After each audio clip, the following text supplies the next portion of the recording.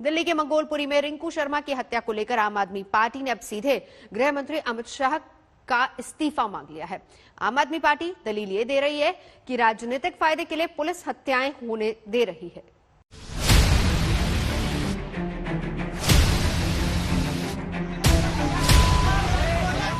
झूठा बोला है कि ये बिजनेस की कोई बिजनेस का वो नहीं था, सिर्फ राम जी का विरोध करते थे ये लोग हमारे। इस चक्कर में इन्होंने भैया को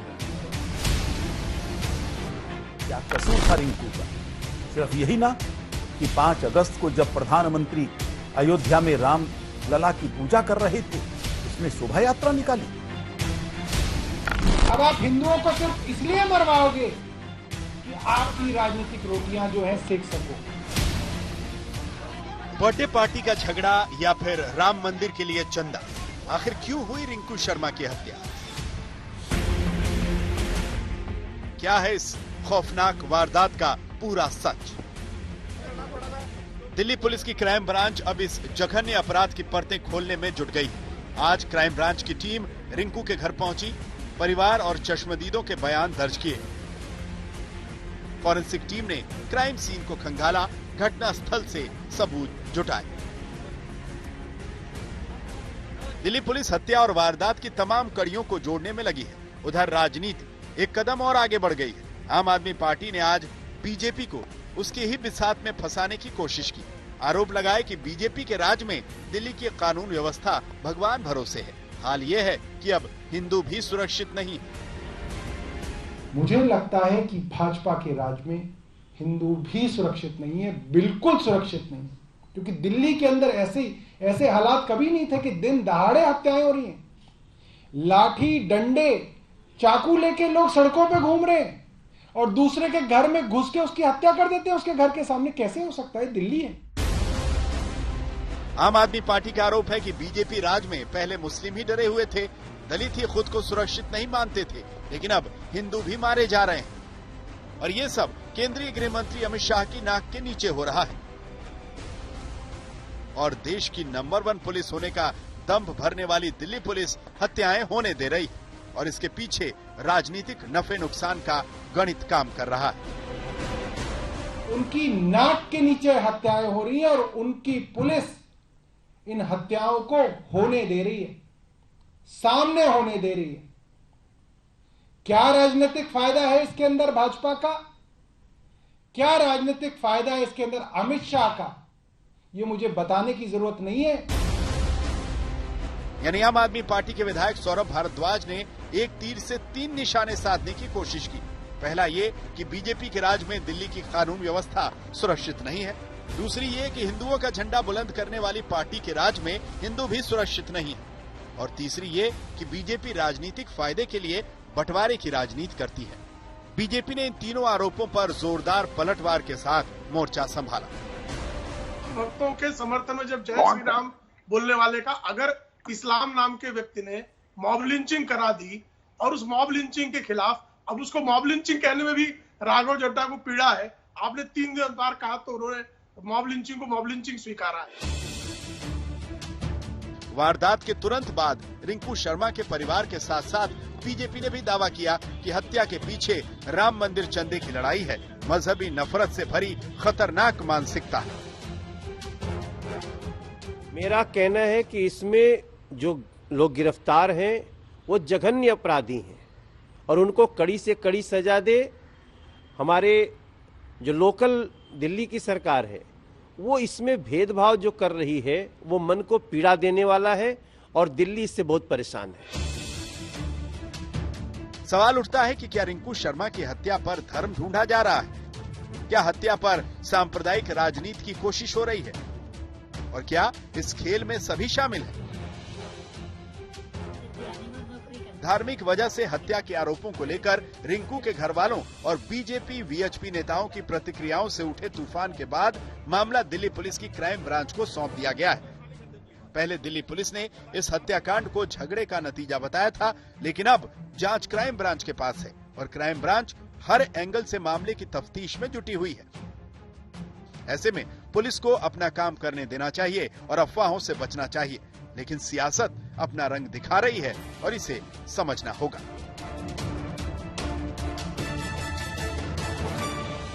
रिंकू शर्मा हत्याकांड के बाद जिस अंदाज में महज सियासी फायदे के लिए आम आदमी पार्टी और भारतीय जनता पार्टी के बीच बयानबाजी हो रही है, वो ये भूल जाते हैं कि इससे सबसे ज्यादा नुकसान आम जनता का ही होता है।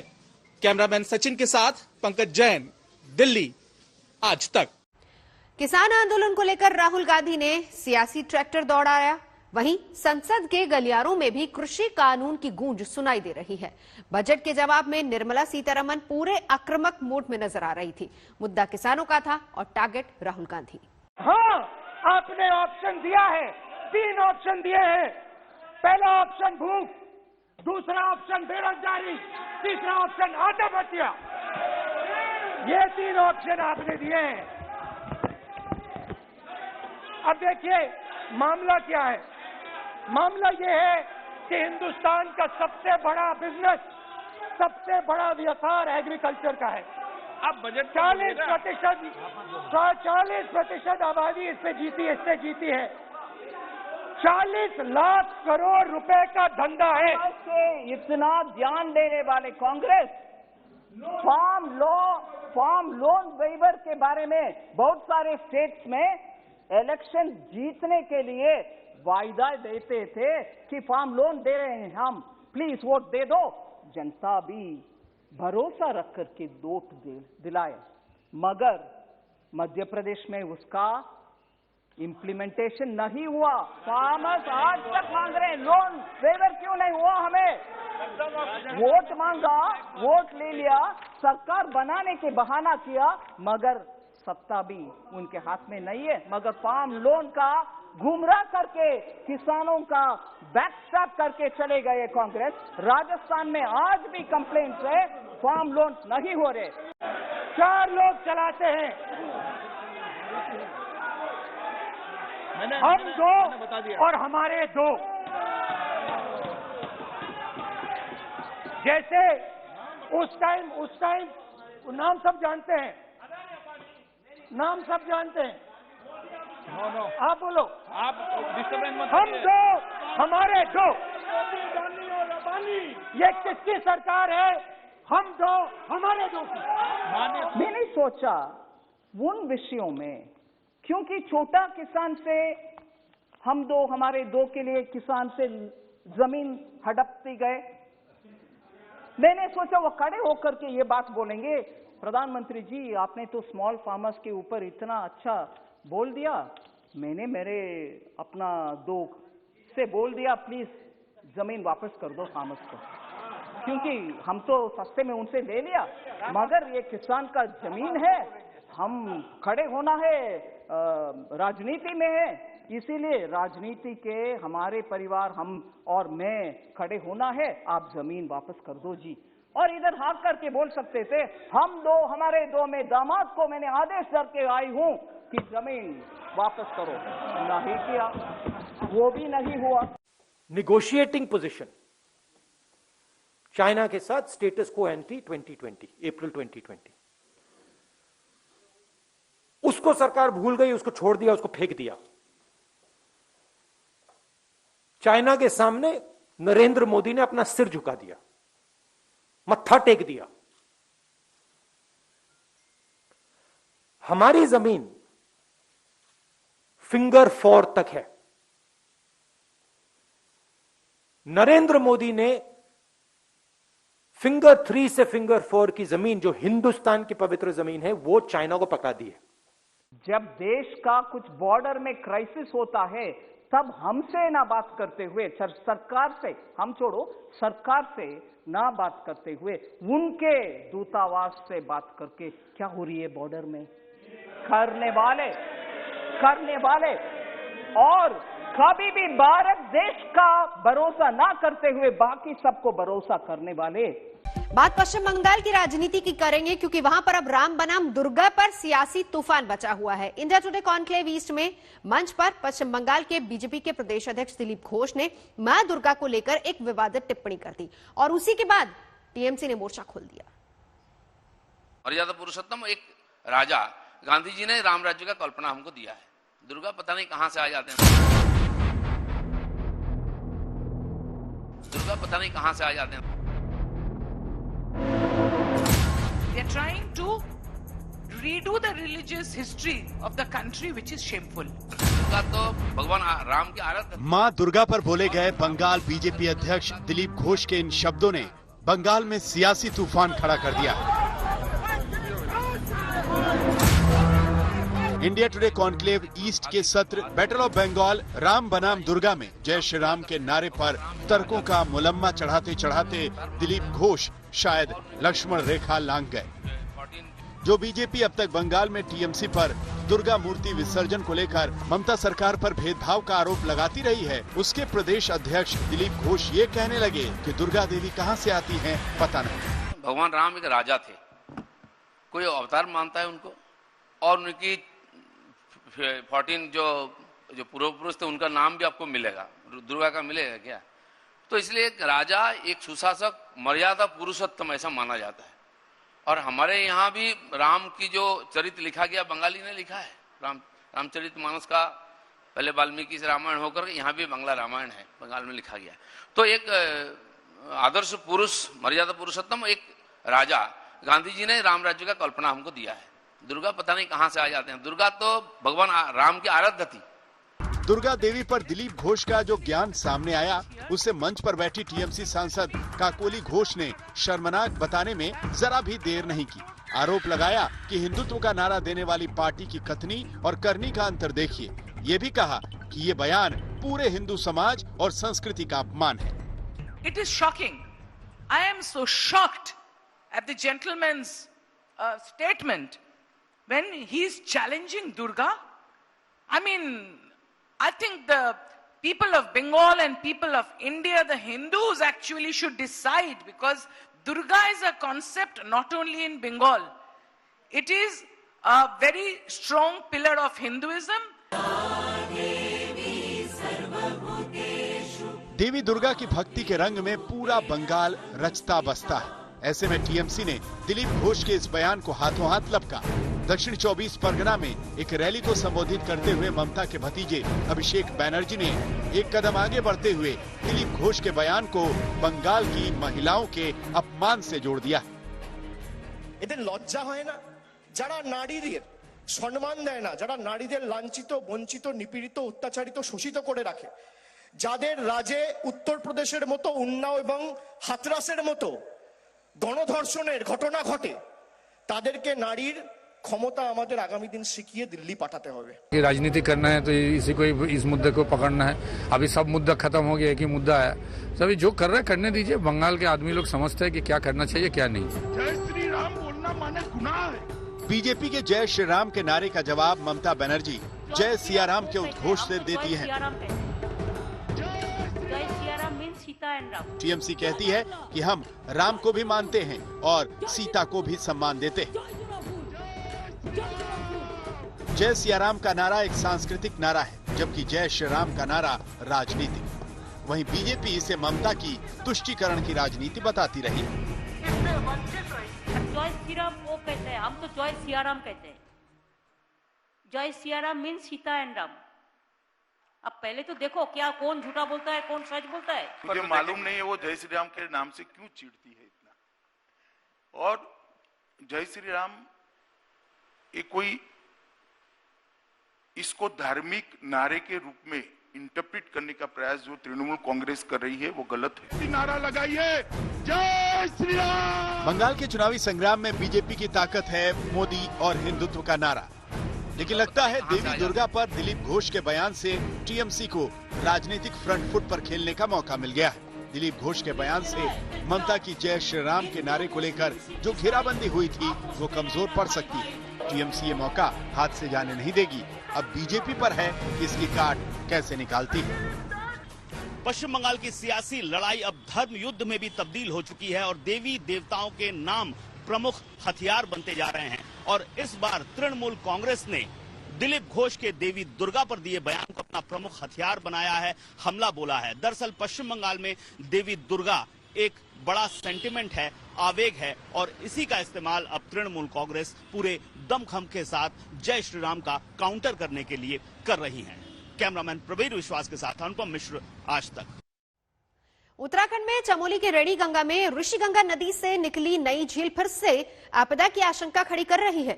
14,000 फीट पर यह झील 400 मीटर लंबी है। उधर रेणी गांव में मलबे की तलाश के साथ साथ जिंदगी को पटरी पर लाने की कोशिशें लगातार हो रही हैं और इसी के तहत बीआरओ एक नए पुल का निर्माण कर रहा है।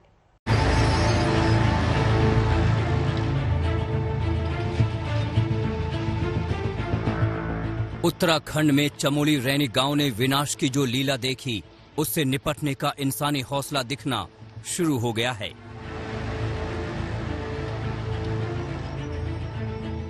सात फरवरी की आपदा ने रैनी गांव का वो पुल ध्वस्त कर दिया था, जो वहां के लोगों की लाइफलाइन थी। अब बीआरओ एक नया पुल बनाने की कोशिशों में जुटा है। देखिए, एक नए पुल को बनाने की कवायद बहुत तेजी के साथ जारी है, जिसने गांव के संपर्क को तोड़ दिया था। मैं अपने कैमरामैन से कहूंगा कि जरा पहले वो पुराने ब्रिज की तरफ ले जाएं, वहां से कैमरे को पैन करते हुए और इस छोर तक लेकर आए जहां पर पुराना पुल हुआ करता था, जो 7 फरवरी को ध्वस्त हो गया पूरी तरीके से। लेकिन अब चूंकि वो जो बेस था वो बेहद कमजोर हो चुका है, इसलिए बीआरओ और शासन प्रशासन की टीम ने एक नया रास्ता चूज किया है ब्रिज बनाने के लिए। देखिए, वहां से ये ब्रिज का स्टार्टिंग पॉइंट होगा और यहां तक ये ब्रिज आएगा। ये और लगातार सिर्फ प्रशासन ही नहीं बल्कि आसपास के लोग भी मदद करने में जुटे हुए हैं।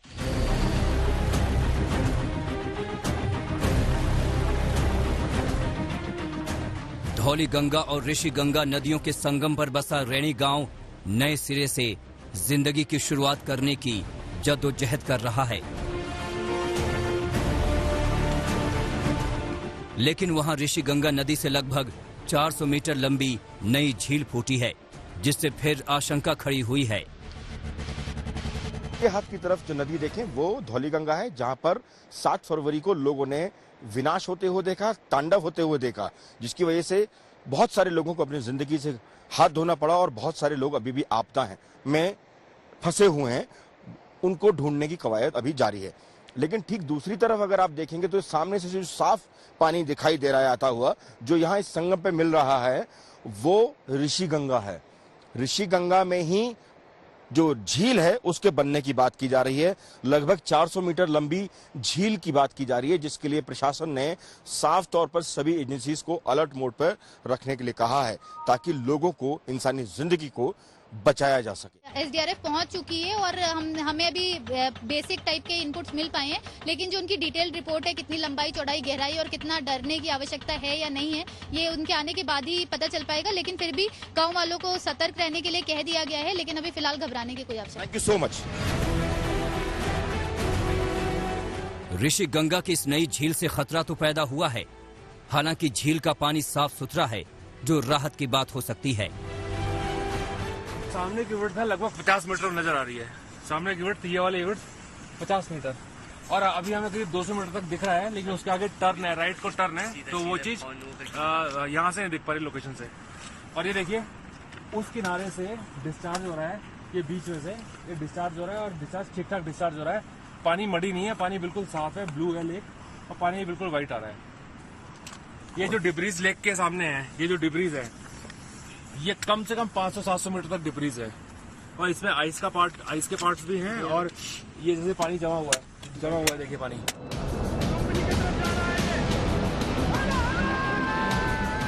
नई झील को लेकर हर कोई अलर्ट पर है, क्योंकि एक हफ्ते पहले आई आपदा भूले नहीं भूलती। जब पानी का सैलाब आया, तब वक्त का हर लम्हा जिंदगी पर भारी था। ये सामने देखा मैंने, सामने जो पहाड़ी है ना, वो सामने वाली पहाड़ी देखो, मलबा कितने ऊपर तक गया हुआ है। इतने ऊपर उछल रहे थे सर, बड़े बड़े पत्थर और पूरा मलबा ही मलबा, स्लस, गाद, लकड़ी, बड़े बड़े पत्थर सर, ऐसे आ रहे थे गोली जैसे।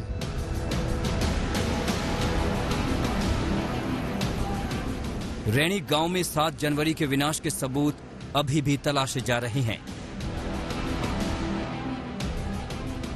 चमत्कार कभी भी हो सकता है और पूर्व का हमारा अनुभव भी है, जब हमारी एनडीआरएफ की टीम ने कहीं पे काम किया है, 10वें दिन भी जिंदा विक्टिम को निकालने में हमें सफलता मिली है। तो इस तरह के हादसे में कहीं पे यदि एयर गैप बना होगा, कोई वॉइड स्पेस बना होगा, जहां तक पहुंचने की कोशिश हम यहाँ पे भी कर रहे हैं और टनल में भी कर रहे हैं, तो निश्चित रूप से हो सकता है कि हमें कोई जिंदा व्यक्ति भी मिल जाए। चमोली की आपदा के बाद से सैकड़ों लोग लापता हैं। सबसे ज्यादा चिंता तपोवन पावर प्रोजेक्ट की टनल में फंसे लोगों की है। रेस्क्यू टीमों की कोशिशों के बावजूद उनका कोई सुराग तक नहीं मिल सका है। मंजीत नेगी के साथ दिलीप सिंह राठौर, चमोली आज तक। बालाकोट एयर स्ट्राइक के बाद आतंकी संगठन जैश ए मोहम्मद ने एनएसए अजीत डोभाल की रेकी करवाई थी। जिस आतंकी ने ये रेकी की थी उसे 6 फरवरी को जम्मू से पकड़ा गया। हिदायतुल्लाह मलिक नाम का ये आतंकी इस बात को कबूल कर चुका है कि उसने एनएसए अजीत डोभाल पर संवेदनशील जानकारियां पाकिस्तान में अपने हैंडलर्स को भेजी हैं और इस खुलासे के बाद सुरक्षा एजेंसियां चौकन्नी हो गई हैं। आर्टिकल 370 के खात्मे के बाद कश्मीर को भरोसा दिलाने के लिए जो सबसे बड़ा चेहरा वहां गया था उसका नाम है अजित डोभाल, भारत के राष्ट्रीय सुरक्षा सलाहकार। एनएसए अजित डोभाल ही हैं जिन्होंने पुलवामा हमले के बाद बालाकोट एयर स्ट्राइक की रणनीति को अंजाम दिया। डोभाल ने ही उरी हमले के बाद पीओके के आतंकी अड्डों पर सर्जिकल स्ट्राइक का खाका खींचा। यानी ये तो तय था कि भारत की सुरक्षा का ये रणनीतिकार पाकिस्तान के आतंकी आकाओं को फूटी आंखों नहीं सुहाता होगा। लेकिन अब खुलासा हुआ है कि पाकिस्तान के आदेश पर अजीत डोभाल की रैकी भी हुई थी। ये तस्वीर है हिदायतुल्लाह मलिक की। शोपियां का रहने वाला हिदायतुल्लाह आतंकी संगठन जैश मोहम्मद के फ्रंट लश्कर मुस्तफा का सरगना है। 6 फरवरी को अनंतनाग और जम्मू पुलिस के ज्वाइंट ऑपरेशन में हिदायतुल्लाह को जम्मू के कुंजवनी इलाके से पकड़ा गया था। अब हिदायतुल्लाह ने पूछताछ में जो खुलासा किया है वो चौंकाता है। डॉक्टर कहे जाने वाले पाकिस्तानी हैंडलर के आदेश पर हिदायतुल्लाह ने 25 मई 2019 को दिल्ली में रैकी की। सरदार पटेल भवन में एनएसए के दफ्तर समेत कुछ और अहम ठिकानों के वीडियो बनाए गए और व्हाट्सएप पर उन्हें पाकिस्तान भेजा गया। 24 मई 2019 को श्रीनगर से फ्लाइट से दिल्ली आया हिदायतुल्लाह। रैकी करने के बाद दिल्ली से बस पकड़कर वापस लौटा था। जैश आतंकी की गिरफ्तारी जो है वो एक बहुत बड़ी उपलब्धि है, लेकिन उसका खुलासा जो है बहुत चिंताजनक है। उसने साफ तौर पे कहा कि मई 2019 में वो इंडिगो फ्लाइट से दिल्ली आया और उसने अजीत डोभाल की रेजिडेंस और उस ऑफिस की रिकॉनेसेंस की। हिदायतुल्लाह ने राज खोला है कि उसने 2019 की गर्मियों में सांबा में भी रैकी की थी। मई 2020 के एक आतंकी हमले में उसने सेंट्रो कार मुहैया कराई थी। हिदायतुल्लाह ने उन 8 आतंकियों के नामों का खुलासा भी किया है जिनके संपर्क में वो था। लेकिन इन सब में बड़ा कबूलनामा अजीत डोभाल की रैकी का है। एनएसए पर खतरे की जानकारी गृह मंत्रालय को दी गई है। Surgical strike, Balakot air strike और कश्मीर से धारा 370 खत्म होने के बाद से लगातार पाकिस्तान में बैठे आतंकी आका एनएसए अजीत डोभाल पर निशाना साध रहे हैं। लेकिन भारत की सुरक्षा व्यवस्था को देखते हुए पाकिस्तानी आतंकियों का ये मिशन इम्पॉसिबल लगता है। इस बीच हिदायतुल्लाह मलिक की पत्नी समेत 4 अन्य लोगों से पूछताछ की जा रही है। जम्मू से सुनील जी भट्ट और दिल्ली से कमलजीत के साथ मंजीत नेगी